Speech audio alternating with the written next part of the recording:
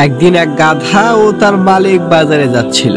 পথে একটা সংকীর্ণ সেতু পার হতে গিয়ে গাধার মনে হলো, মালিক তো সবসময় আমাকে বোঝা বইতে দেয়, আজ একটু দুষ্টুমি করি। তাই সে মাঝ সেতুতে দাঁড়িয়ে একদম নড়াচড়া বন্ধ করে দিল। মালিক অনেক চেষ্টা করেও তার সরাতে পারলো না। এদিকে পিছন থেকে লোকজন এসে হই হট্টগোল শুরু করলো। সবাই বলল, এই গাধাকে সরাও, না হলে আমরা যেতে পারছি না।